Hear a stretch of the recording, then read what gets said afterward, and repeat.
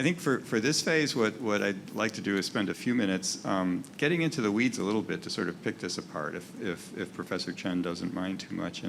And I'll start by asking, does epigenetic silencing of Sting is a stimulator of interferon genes? So it's the driver of the immune response that he was talking about, the innate immune response. But does epigenetic silencing provide a negative control for DNA destruction, modulating the effects on self-DNA, or is that only present in tumor cells that escape? Right. So it's a good question. So tumor cells, they really don't like to activate this pathway. Okay, it's a barrier for normal cells to become cancer cells. So for a lot of cancer cells, they will actually inactivate this CGAS STING pathway.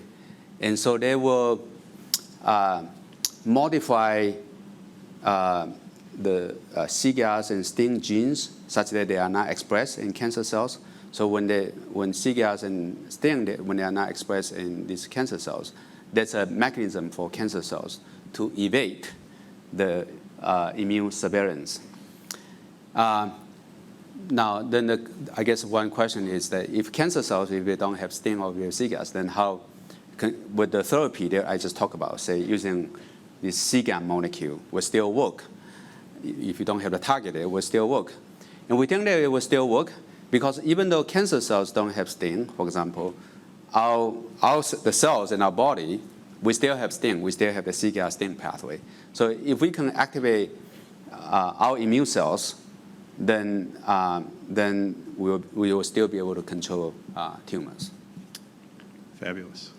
So you showed us some lovely structural work, and your background has provided some very elegant structural solutions to the chemicals that are involved. And I noticed that recently you very beautifully showed that STING aggregates in large multiples, and revealed that was very important to events that cascade into gene expression regulation. I was wondering if you could explain that briefly, and then does that have potential therapeutic implications? Okay, yeah, so I certainly didn't get into the details of how things work inside cells. So what I just showed you in that animation cartoon was that CGAS binds to DNA and then produce this what we call second messenger molecule, what we call CGAM. It's a cyclic dinucleotide. That second messenger then binds to this target protein called STING, which is located on the ER membrane or endoplasmic reticulum. So it's an intracellular organelle. And then once STING binds to CGAM, then it forms these aggregates on the membrane, and that is very important for its function. And so recently we have solved the atomic structure, what's cryo-EM structure, using this so-called cryo-electron microscopy technology to solve the atomic structure of STING. And so we, by looking at this structure, now we understand how the whole thing works, how CGAM binds to STING, how it changes the conformation, then how it forms the aggregates, and that by forming these aggregates, then it will have a very sort of sensitive response to infections, and that is also relevant in this detection of cancer cells. One thing that I was personally very curious about, and possibly it's my ignorance, at the end of the day, though, how is a double-stranded DNA destroyed? And is that important to self-limiting the pathway? Right. So in cells, we have various mechanisms to try to get rid of DNA, the foreign DNA. And, and I think this is actually a very fundamental mechanism. So even for bacteria, they don't want to be infected by virus. So bacterial virus is called phage, bacteriophage. And when bacteria get infected by bacteriophage, then the DNA gets into the bacteria, and they really want to get rid of it. So they use two mechanisms. One is called restriction enzymes to cut bacteriophage DNA. And then another mechanism is called CRISPR. I don't know how many of you have heard about CRISPR. Okay, so CRISPR basically is a mechanism for bacteria to digest invading viral DNA. Okay, so that's for bacteria. Now for mammalian cells, for our own cells, we don't have CRISPR, but we still have other mechanisms to detect these invading DNA. So we have so-called DNAs. These are enzymes that will digest DNA. And the picture that I show you for those kids with this disease, the autoimmune disease called AGS. So those kids, they have mutations in those enzymes that would digest DNA. So that's why the DNA accumulate, and they will activate cGAS. So that's one way to get rid of foreign invading DNA. And then another way to do it in humans or in mammalian cells is that we actually activate the immune system with cGAS. Okay, so we have cGAS that recognize the DNA and then activates the immune system. And that's a much more powerful approach to fight bacterial or viral infection. So we are much more sophisticated in fighting infections than bacteria. I really love reading your papers.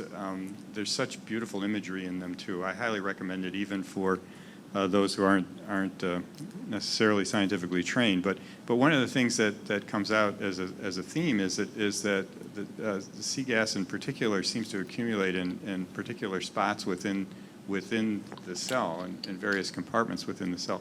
Is that subcellular localization important to the regulation of its function?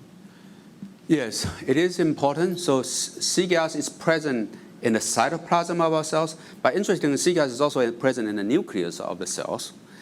However, in the nucleus, we have a lot of DNA in the nucleus, but for whatever reason, for mechanisms that we still don't understand, cGAS in the nucleus is not activated by the genomic DNA. So the DNA in the nucleus is packaged into chromatins. So they package into chromosomes, and somehow they don't activate cGAS. But for cGAS in the cytoplasm, if there's any DNA that gets into the cytoplasm, then it will be activated in a very robust manner. Well, I want to be sure to leave time for audience questions and those of us who are watching online. But let me just ask, your research has such depth and breadth with a wide range of interests pursued with rigor and excellence. RNA sensing through the RIG-MAV pathway in mitochondria, also bacterial RNA and RNA sensing, and ubiquitin signaling, just to name a few of the things that you have ongoing in your laboratory. How in heaven's name do you prioritize your research and accomplish so much? All right. Well, thank you very much for that very kind comment. Well, we've been doing research for many years. I think our research is all driven by questions, by problems. So, I think Ken mentioned that previously I was working in the biotech industry. And it was very fruitful. It was very interesting. But I'm driven more by curiosity, and I love science, and I came back to academia, and because I want to be able to get up the next morning and decide that, I want to work on RNA sensing, and then I want to work on DNA sensing. I don't want to get approval to do that. And so when I came back from industry to academia, then the first thing that I worked on was how ubiquitin regulates cell signaling. And Ken mentioned VLK. VLK is a proteasome inhibitor. So previously I was working on the ubiquitin proteasome pathway. So it was a natural sort of progression of my research. I got into ubiquitin research, and then we figure out how ubiquitin regulates cell signaling. And then I wanted to branch out a little bit, and at the time I was interested in how virus infection induce type I interferons, and at the time it was a mystery. We didn't understand that. And so first I work on how RNA viruses, such as influenza virus, induce type I interferons, and we discovered this molecule called MAVS. MAVS, it stands for mitochondrial antiviral signaling. And actually, we named the protein MAVS also because we are in Dallas. So, okay. So at the time, Dallas Mavericks was playing with Miami Heat, and so we saw that this was a mitochondrial protein. So we started with M, and then we just mitochondrial antiviral signaling, MAVS. And so we discovered MAVS, and then we work on this pathway, how MAVS is activated by RNA viruses and how it activates the downstream cascade to trigger type I interferon production. So we spent actually about 10 years working on this pathway, and we think we kind of figure out a large part of it. Of course, there are still many questions. And then the next question naturally was, how do you detect DNA viruses? Okay, DNA viruses like herpes virus, CMV, and how do you detect HIV, retroviruses? So these are sort of logical questions that we ask, and so we look into that. It took us several years to figure out how we detect DNA, and we identify the DNA sensor, which is this enzyme that we discovered, which we call cGAS. And so then after we discovered cGAS, when we, in the past 6 years or so, we have been working on the signaling cascade. What is upstream of cGAS? What is downstream of cGAS? How does it work? What's the structure of these proteins, at an atomic level? So we really wanted to figure out this pathway, try to figure out the regulation. What's the role of these proteins in immune defense against virus infection, immune defense against cancer, how they trigger autoimmune diseases when they are not properly regulated, and how do we develop therapies for cancer and autoimmune diseases. And then we are looking into the next frontier. What can we discover next? So hopefully we can identify some key molecules every few years and then try to work out a pathway. And then working together with industry and develop therapeutics. Thank you so much. We're so grateful that you made it through the tornadoes and could come to describe your very, very elegant work to us. And I think what we'll do is open it up for questions from the audience. Since we do have people online, we have microphones around, so it'd be best to start with a microphone so that everybody can hear. Very elegant work. So I was sitting here wondering, the cGAS system was designed to protect our eukaryotic cells from double-stranded DNA invaders. All through evolution, there's sort of been a yin and yang between the pathogens and the host. So I'm wondering, how have viruses not evolved to overcome this protective mechanism in our cells? Or have they, and we just don't know about it because those viruses kill us before we have a chance to respond? All right. Well, it's a good question. So I think it is a constant sort of arms race between us and pathogens, microbial pathogens. And indeed, many pathogens, like viruses, they have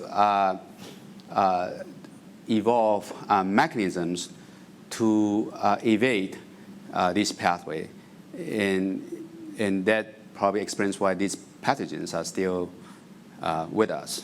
For example, herpes virus, vaccinia virus, they all have mechanisms to antagonize this pathway. So for example, vaccinia virus, they encode, they have an enzyme.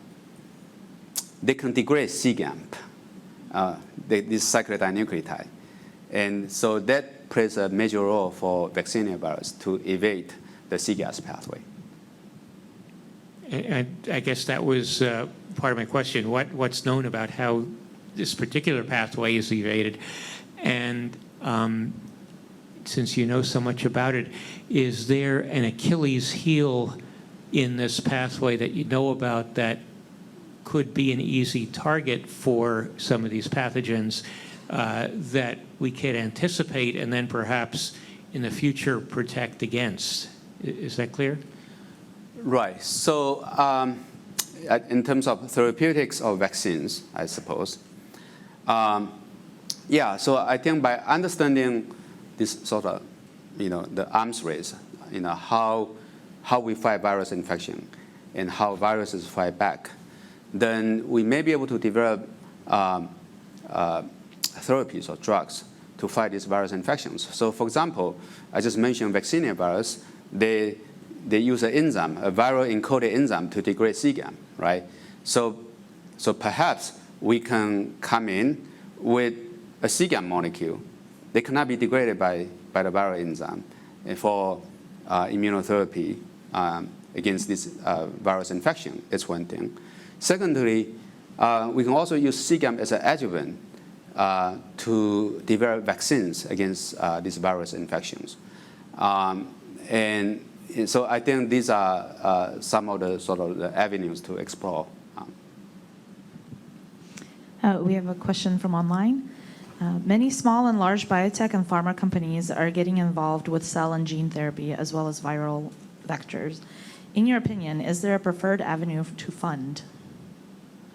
A preferred avenue to fund this? Put money into. To put money into this.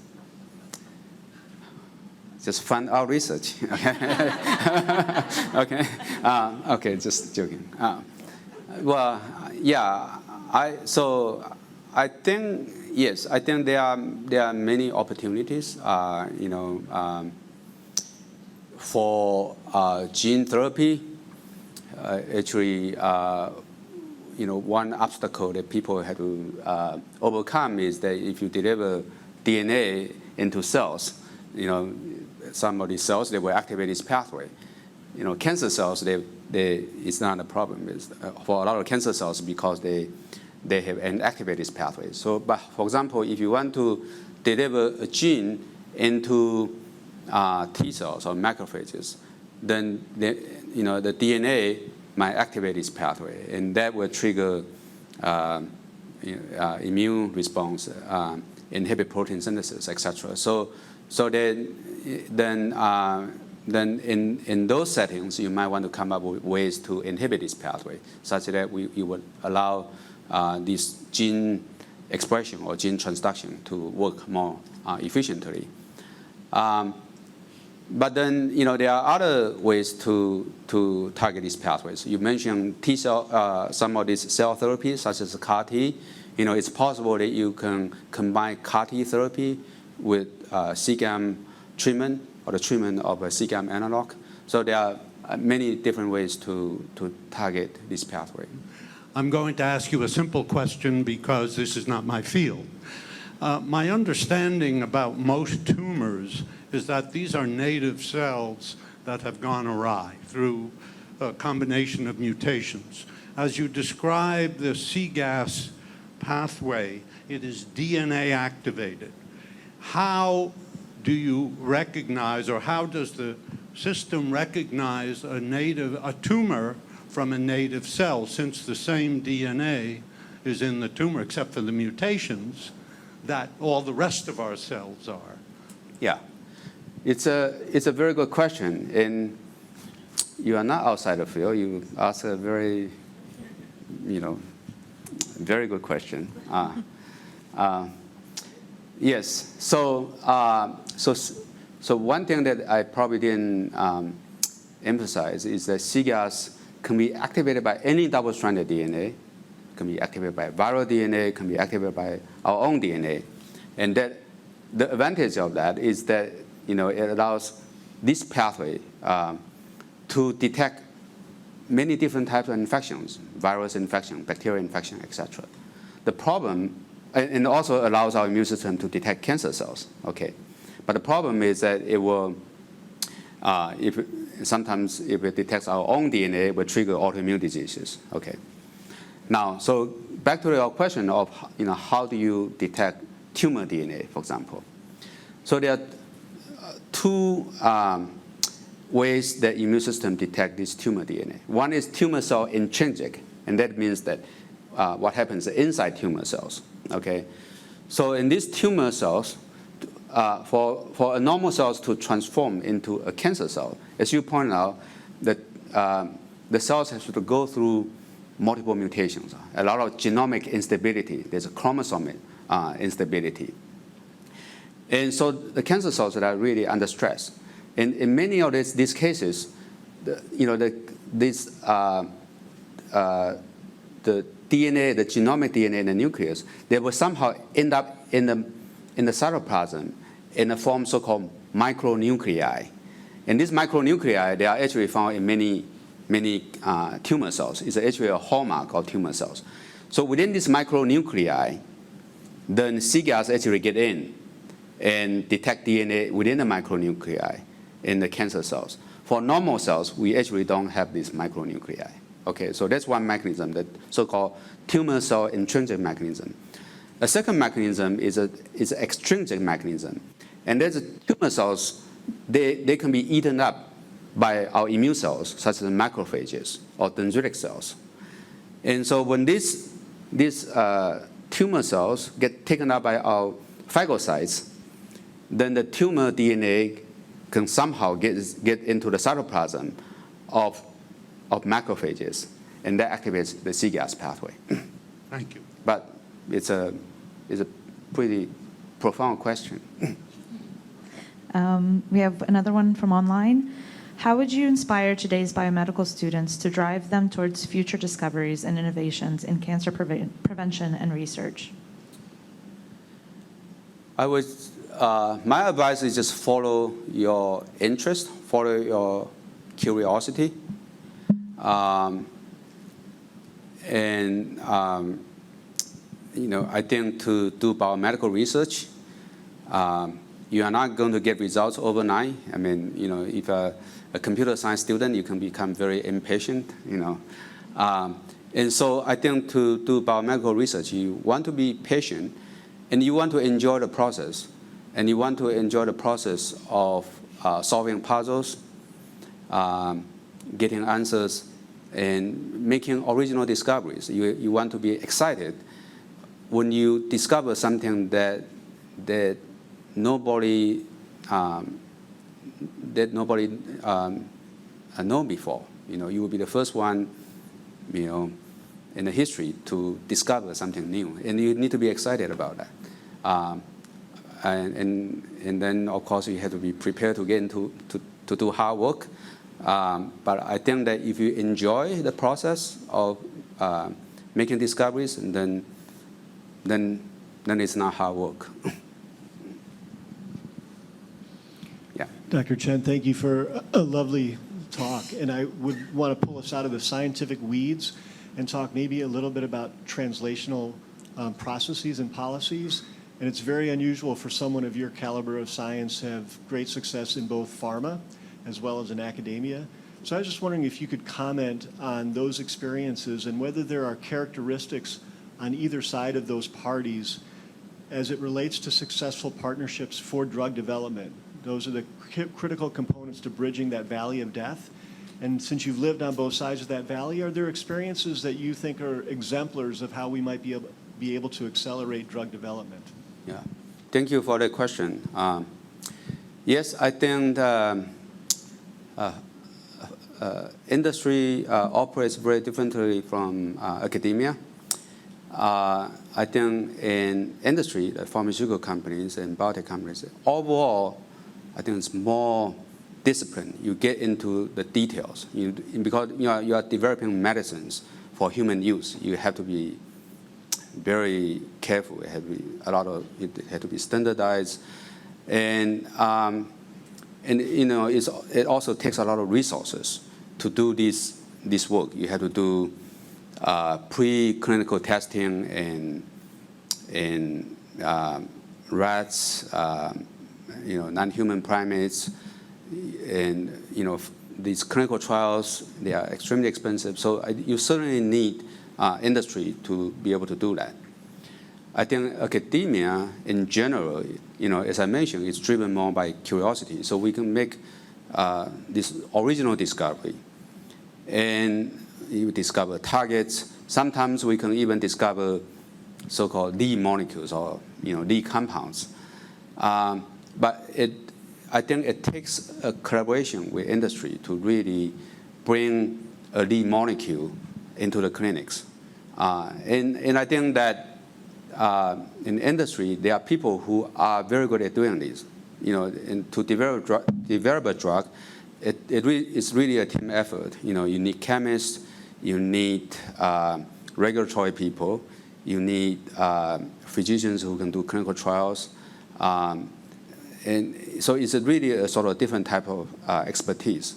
But in general, what industry is not so good about is the early stage discovery, okay? Because they don't want to invest money into something that they don't know what the outcome would be. But I think in academia, I think that we can do that, and so I think it really is very important to have the partnership between academia and industry. Overall, I think in academia, we are better in the front end, making discoveries, targets, lead molecules, and then it really needs the industry to bring the discovery all the way into patient care.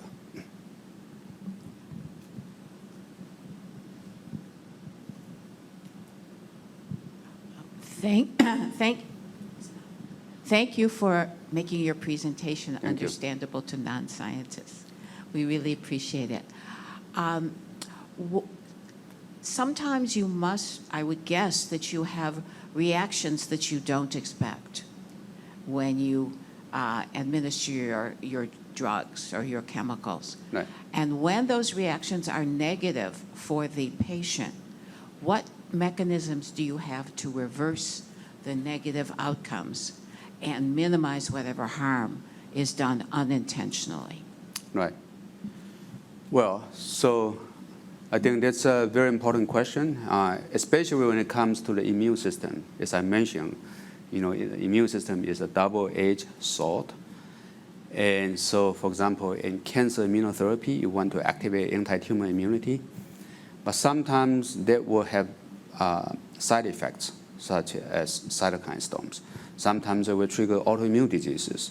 They can have colitis or some other severe side effects. And you want to be able to manage these side effects. And now I think clinicians have become very good at managing these side effects. We have medicines that can manage these immunotoxicities. However, I think there's still a lot more to be done to try to maximize the efficacy and minimize side effects or the immunotoxicities. So one way to do it is you want to target your therapy more to the tumors, and try to avoid generating so-called systemic immune responses that could harm the normal tissues. So then in drug development, there's first generation drug, second generation drug, third generation drug. We always try to make better and better drugs. And then in clinical trials, I think it's all, you have patient informed consent when they are enrolled in these clinical trials. The patients, they need to be well informed of potential side effects. For cancer patients, unfortunately, many of those don't have options they have failed many standard therapies, and this would be the last chance that they could have, and they can sign on to these clinical trials, but they need to be well informed of potential side effects. There was another question back there.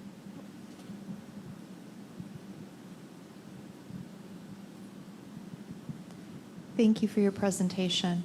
I wonder if you might comment a little bit on the dichotomy between industry and academia in producing more precise drugs, and I think we like to call it precision medicine and other things, because the price tag for commercializing that and making those things affordable for human beings who need the care is quite high. We've seen that very recently. What are your thoughts, since you've been in both worlds, what can be done to make these breakthrough medications available to people at an affordable price? Well, I think that's a very big question, of course. It takes policymakers, pharmaceutical companies, and perhaps academia to sort of work together to solve this problem. It's not an easy problem. So, for one example is for SMA. This is a neurological disease affecting many children. That recently there's therapy available, and it can be effective. It's one dose therapy, but it costs like $1.2 million. It's amazing. Even for PD-1 antibody therapy, its treatment, it can cost like $150,000 or something like that. So they are expensive.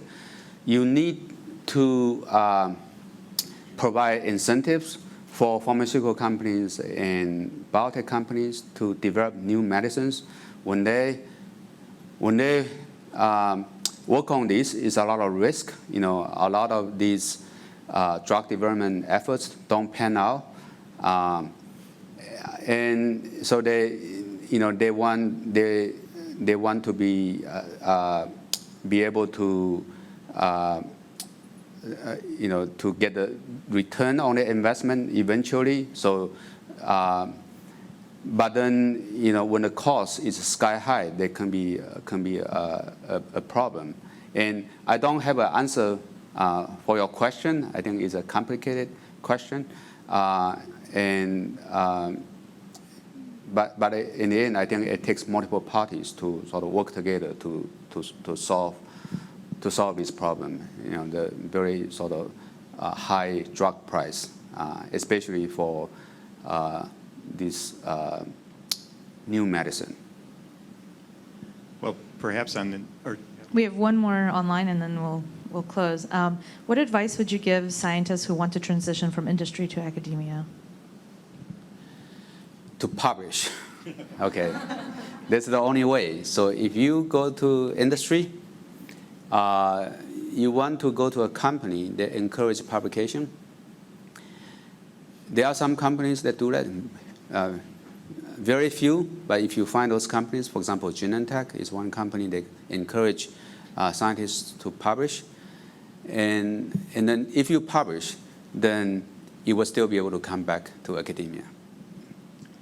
Well, on that profound note, I think that, again, we're extraordinarily grateful for you to have braved the weather to get here to explain your elegant work to us. And we're looking forward to continuing the conversation. I think there's a reception next door, so please join me in thanking James Professor Chen for coming. Thank you very much.